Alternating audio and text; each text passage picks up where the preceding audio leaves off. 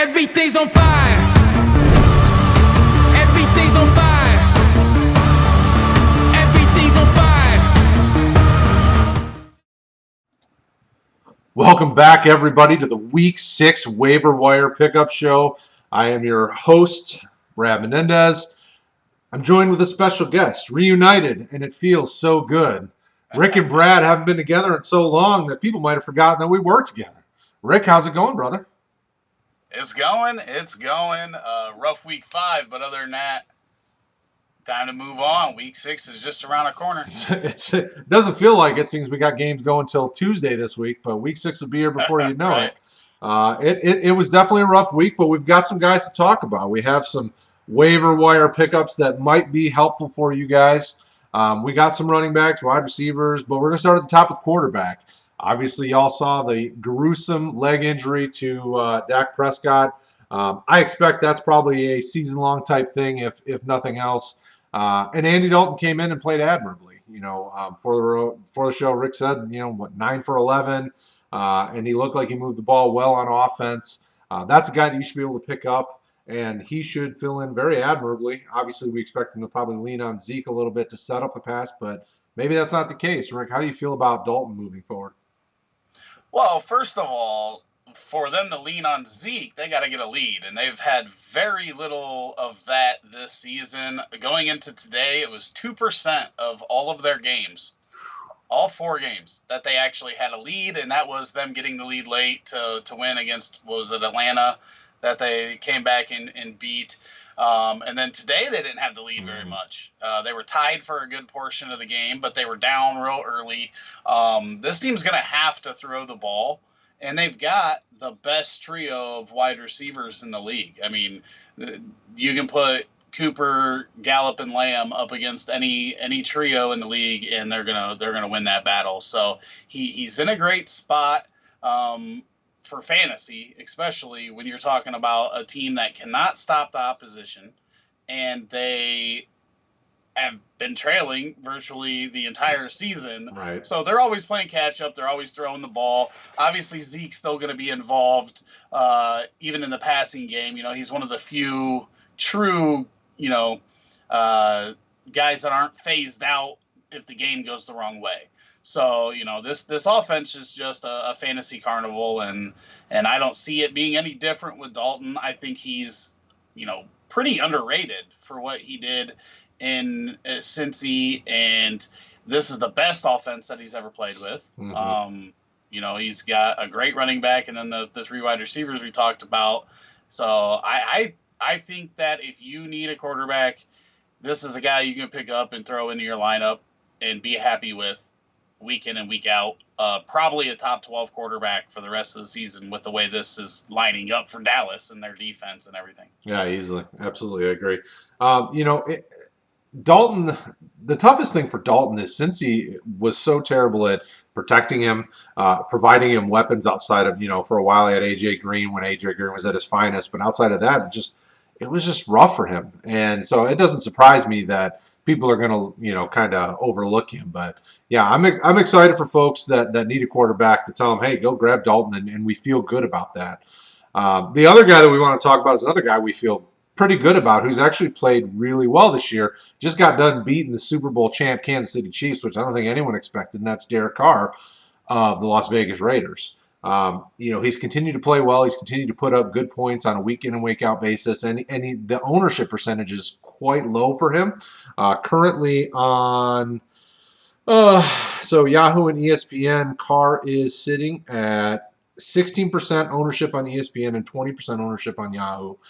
So he's a guy you can go out and easily plug and play as your starter if need be. If maybe you don't get Dalton or whichever way you want to go, either one of these guys will be successful and probably be back end to mid-range QB1s most weeks. How do you feel about Carr? Yeah, I think Carr's been really surprising this year. I mean, we knew that he was, pretty decent at the short to intermediate game, but today he showed some good deep ball accuracy that we haven't seen since his MVP season that he could have had if he wouldn't have broke his leg. And He was playing real good at that time, and then he struggled for a couple of years, and his deep ball was not very good for a little while. But maybe he's getting it back, and he's got some deep. Even Aguilar, right? Aguilar had the big touchdown today. Aguilar's been able to get open in his career, but he's kind of like the Ronald Jones of wide receivers. Every time you think he's about to turn that corner, he makes another big mistake, drops another ball. And, Philly's seen it for a good portion of time. And he would have blow-up games, where he scored you 25 fantasy points. But then the next week he would drop 3 passes. And you're just like, come on, man. Yeah. Can we ever be comfortable with you? Well, and doesn't he? I think he has like three weeks in a row where he's gotten a touchdown. I think it's either 2 or 3 weeks in a row where he's making Aguilar relevant. That's a big deal. I mean, if somebody can make Aguilar relevant, I mean, you want him. Again, Aguilar, he's good at everything but catching the ball. He can get open. He can get separation. Right. He's a pretty solid route runner. And, if this offense is going to keep going this way, he may have some value. But I think Derek Carr, just with them getting weapons back, right? Ruggs back today. He showed his big play potential. I think he had 2 catches for 111 yards or something. So, he's a big play waiting to happen.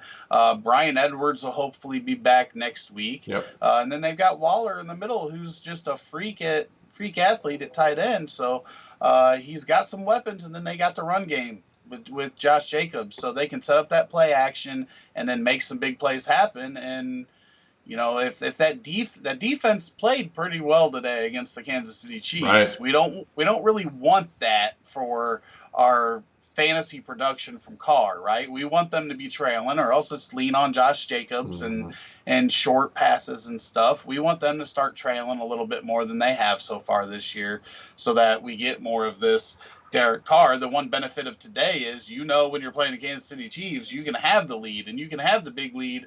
You got to keep the foot on the pedal. You can't let up. Just like today, the Chiefs tried to get back in it after being down big. So they put up 40 bomb. Nobody had put up more than 20 against the Chiefs in a while. So this Raiders offense might be an exciting one the rest of the year. Yeah, it's no joke, definitely. The tough thing for owners, so we're going to try to help you guys with running backs. There's not a lot to choose from, though. We saw Cam Akers come back from injury, so we wanted to kind of give an honorable mention, because though he didn't overtake the backfield. Obviously, Darrell Henderson got a couple different touchdowns. His ownership's a little bit lighter on ESPN and Yahoo. He's at 60%, 65%. So if you're in one of those leagues that Cam Akers isn't owned, definitely go and get him, because we expect Henderson didn't look great. He wasn't really all that well on the ground.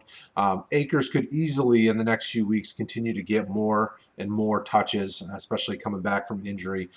Is Akers a guy that you feel like could take the backfield over Rick in time this year and be helpful to owners, or are you looking at somebody else in that backfield?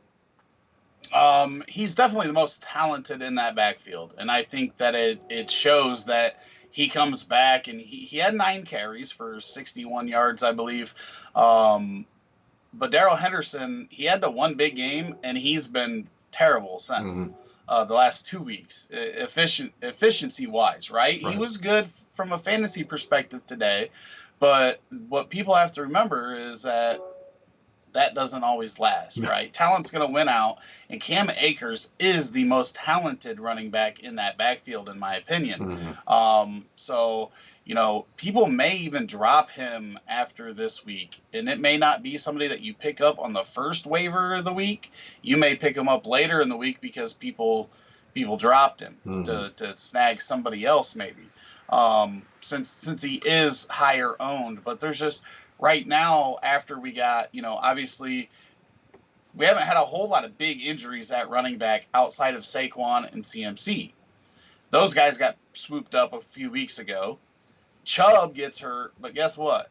Chubb's backup was already owned by everybody because he was good, even though he was backup, and Kareem Hunt. Right. So there's limited options on the waiver for guys that you can expect to get production out of at all. Mhm. Cam Akers is just one of those guys that in a third of the leagues he's not owned, and he could be a guy over the next couple of weeks that ends up being a 15 carry, 3 to 4 reception guy that you can actually put in your flex and feel decent about it Right. as Malcolm Brown and Darrell Henderson get kind of eased out of that offense and get a more dynamic player in there. Yeah. Well, and we want to give a couple honorable mentions just because, we know it's hard to find running back right now, and there's a lot of folks that are hurt for running backs. You've had the Chubbs and the CMCs and some of these guys and the Eckler injuries and things like that. So not necessarily guys that may be able to help you all year, but maybe just in a pinch for a few weeks until your guys get back. We mentioned him last week on the show, but we want to make sure we mention him again. Just grab up Dearness Johnson from Cleveland. He's getting involved. We saw him today get a little bit more involved in that offense behind Hunt. And then Justin Jackson, obviously, Josh Kelly is LA's kind of feature back, but they expect Jackson to get heavily involved. If those guys are available for you, make sure you get them because they'll help you for a few weeks. And at least help you get by until your Chubb or Eckler gets back, or maybe you swoop them up before the other owner gets them if he hasn't already. So, Rick, are there do you like those two in a short-term outlook? Are there any other running backs that you think might help anybody for the short term? Well, I think Dearness Johnson needs to be owned in most spots because he's now one injury away from being the number one running back on a team that wants to run the ball a lot. So I definitely, we don't really know if this guy is really good or not yet. We haven't seen a lot of him. He's been pretty efficient in his first 2 games with significant action. 8 for 32 today, I think. And last week he had a good week, 13 for 90 or something 95, like that. I think, yeah. So yeah, he's been efficient. Justin Jackson, we've seen be efficient in the past, and we know they're going to use both running backs in that offense. But we haven't seen how they use them yet this week, obviously, because they haven't played yet. Right. But right now, I would feel more comfortable putting somebody like J.D. McKissick in my flex because I know what type of usage he's going to get. He's probably going to get 3 to 4 receptions for 40 yards. And even though that's not great, if it comes down to being desperate at running back, that's the floor right there. And we don't know how many receptions. Obviously, Ernest got 1 reception today. 8 for 32 and 1 reception is going to get you, about 5 points. And if you get a day like McKissick had today, he got you 10, and it's not great. It's not going to win you your leagues, but I don't think J.D. McKissick is going to put up a 0 in your lineup right now. Yep.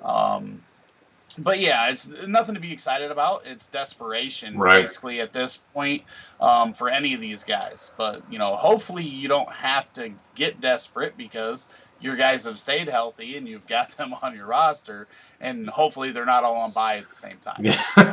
Yeah, unfortunately, some of us have been striped with injury. So I have picked up a couple of these guys recently because it's just dire, but that isn't always the case. So hopefully you are more successful than I picking your running backs in redraft. From the wide receiver front, there's actually 4 guys that I want to mention that either had big weeks this week or are coming back. So we talked about Ruggs already, but he's a guy that's owned in less than 50% of ESPN and Yahoo leagues, so you definitely want to grab him up. He looks to be kind of the big play guy in Oakland, along with Aguilar, obviously. But coming back from injury, it looks like they want to continue to bring him in and get him involved. We also want to bring up, obviously, a couple big guys that had really big weeks this week. Travis Fulgham from the Eagles.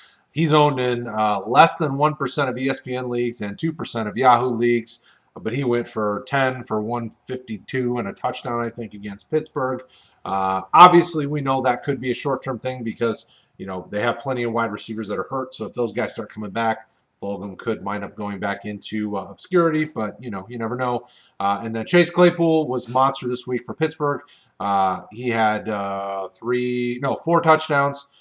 He's owned in less than 10% of ESPN leagues, and he's owned in 50% of Yahoo leagues. And then Demarcus Robinson, Sammy Watkins had an injury to his hammy again, so he's owned in less than 1% of ESPN and only 1% of Yahoo leagues. How do you feel about those receivers, Rick? Are there any other guys that you think might be a value to think about adding if you don't already? What's your take? Okay, so we're gonna start with Ruggs. Mm-hmm. First off, Ruggs is just gonna be. They're gonna try to get him more and more touches as he gets more and more healthy. And this guy's obviously dynamic. He's got just crazy speed, and he's gonna be he might be a boomer bust guy. We're not 100% sure on that. Obviously, he only had the 2 receptions today, but he's a guy that might be able to win you some weeks. And if you don't have him now, you're probably using him as a flex player if you pick him up. So you're probably sitting pretty decent at wide receiver anyway. So he could be a huge bonus to a flex spot. Mm-hmm. I was a little surprised that he was under 50% owned in both leagues. For sure. But in redraft with the injuries, that'll happen. Travis Fulgham for me is a let somebody else use their waiver priority on him. And, it's not that he couldn't have another big week. Like we've seen Greg Ward have multiple big weeks with all these guys injured, but Djax might be back, next week. And Alshon Jeffrey's rumored to be somewhat close to coming back. That could be next week. If both those guys come back, then Travis Fulgham's nothing. Mm-hmm. And even if they don't come back, we've seen it like with Jeff Smith for the Jets, right? He was a guy that was probably mentioned on last week's episode and goes out and does like 2 for 15 yards or something today. So these guys aren't guys that you can count on. You got to see it for longer. So I'll let somebody else use the waiver priority on them, and I've got somebody else in that, on that team that I'd rather target that we'll talk about a little bit later. Okay, so who's next? Claypool. Yep. Claypool's a guy I think you got to own. They talked all preseason, well, not preseason since we didn't have games, but all leading up to the season, they talked about how this guy was going to be a red zone threat for them. And people kind of mocked it, right? Like, they've got Juju, they've got Washington, they've got Johnson, they've got all these guys, and here comes Claypool. Is showing that he's a red zone threat because he had 3 receiving touchdowns and he ran one in today. So I think, and as far as I know, Deontay Johnson left the game today, and I don't think he returned. He has had some trouble staying on the field. I think he already had a concussion this year as well. But I just think this is a big-bodied guy. They liked him, kind of in the vein of Martavis Bryant. Mm-hmm. And Martavis Bryant did fine with Antonio Brown on that team. And I think he actually had one year where they had somebody else on that team that did really well. Maybe it was, I don't know if it was one of Wallace's last years or I don't know. Mm-hmm. That seems like a long time ago before Martavis Bryant was in trouble for smoking weed. Ooh, nice. Disley touchdown? Sorry. But yeah, I think he should be owned everywhere. And then was there one other guy? Yeah, Demarcus Robinson from Kansas City. This was one of my guys because I think with Watkins, if he's going to miss a few weeks, Demarcus Robinson, you got Hardman, who is like in the vein of Ruggs, right? He's a big play waiting to happen. But then you got Robinson, who with Watkins out is probably going to be the one that gets the biggest boost in targets. Mm-hmm. And Watkins was he was third on the team in targets behind Kelsey and Hill, and I think it was like 7 a game or something. Yeah. So there's a lot of volume there that could go Robinson's way. We've seen it tick up in the second half today after Watkins left. So, he's a guy that a lot of people might not think about because they're going to be thinking about Hardman, but Hardman's not the guy that's going to just command a bunch of targets. He's the guy they're going to take shots to. So I would guess Hardman's already owned in over 50% of the leagues anyway. I would take a look at Robinson because I want every piece of the Chiefs offense that I can get. Yep, absolutely. And Robinson is clearly available basically everywhere. So definitely a guy you can get to. All right, so last but not least is tight ends, and we don't have a lot, but a guy that we have mentioned before, so we'll make sure we mention it again, Dalton Schultz. Obviously, didn't get a ton of action this week. Was only targeted a couple times. Is only 54% owned. Andy Dalton has had a decent history with tight ends, as Rick reminded me of pre-show. With Tyler Eifert, he was able to utilize him and make some things happen. But obviously, you have to know that Dalton Schultz is probably the 1, 2, 3, 4, fifth option on the passing game. So that's kind of a if you're really desperate for tight end and the guy that we want to talk about is already owned, Schultz is the guy you get. So the big guy we want to talk about is a guy that's going to be coming back from injury probably in the next week or two. That's Dallas Goedert from the Philadelphia Eagles. He's owned in 27% of ESPN leagues and 44% of Yahoo leagues, so very attainable. And he's a stud when he's on the field. I mean, he's easily a tight end one potential when he's on the field. Even in that offense with Ertz, he still was getting a good amount of targets and getting you some action and getting you some touchdowns and things like that. I know Rick's a big fan of him, so I'll let Rick take it away and tell us all about Goddard and how much we need to pick him up. Well, obviously, this depends on how you're sitting at tight end in your leagues as well, because unless you're playing in a tight end premium or two tight end league, you don't have to prioritize a tight end over everybody else. But if you're like 90% of the owners, if you don't own a Travis Kelce or a George Kittle or a Mark Andrews, week to week, you have a hard time feeling comfortable with your tight end. Mm-hmm. And I think Goddard is a guy that could finish rest of the season once he comes back right behind those guys. We're seeing that Ertz isn't the same Ertz that he was in years past. I was saying before the season Goddard was going to be the number one tight end in this offense. He was playing great before his injury, and they were hoping, and I did some research on this, but they were hoping that he would be out 1 to 3 or the minimum minimum 3 weeks. Yep. Right? So the hard part is that we're not 100% sure when he's going to be back, but I want to be early on it. I don't want to wait until the news comes that he's going to come back. If you have a roster space and you need tight end, I think now, a week early, maybe 2 weeks early, is the time to get Goddard back on your roster and wait, because he's not just going to be the number one tight end. He may be the number one receiver on this team when he returns. And we've talked about Travis Fulgham going 10 for 150. That could have been Goddard. Dallas Goedert is better than Travis Fulgham. And this is another team that can't stop people very well. Right. So, they're going to be throwing a lot the whole year. And I want all the Goddard I can get, especially over the other options that are on the wire, right? Like we're talking about Dalton Schultz. The issue, like you said, is that he's fifth in line. He's going to have big games because they're going to be trailing, but it's going to be so inconsistent. I don't feel comfortable putting him in my lineup every week and him getting the target. So I would prioritize Goddard unless I have to have somebody next week, because we do know Goddard is out in week 6, but he may be back in week 7. Right. So that's that. Thank you guys for hanging out with us and checking out the waiver wire video. Let us know in the comments below if you agree with us, if there's guys that we didn't mention that you think need to be picked up. Let's keep that conversation going. Don't forget to check out the Facebook community and the Discord chat and all those things to stay up to date with all the news and notes and all the information. As always, hit rotoheat.com, rotoheat.com/Patreon. You can become a patron and get some special access to our rankings, which get updated every Tuesday. We have redraft and all the things, which also gets you special access to Rick on Sunday mornings pregame. He helps you with final last-minute lineup setting questions and all the things that you could use. And either way, you can find us on our Twitter handle at RotoHeatFantasy, or Rick's and mine are underneath our name. And until next week, we thank you guys for hanging out with us, and we'll talk to you again soon. Later.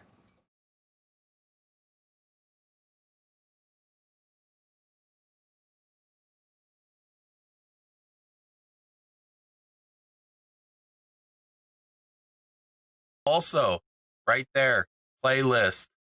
Hit it. Watch the videos. Do it. You want to. Do it.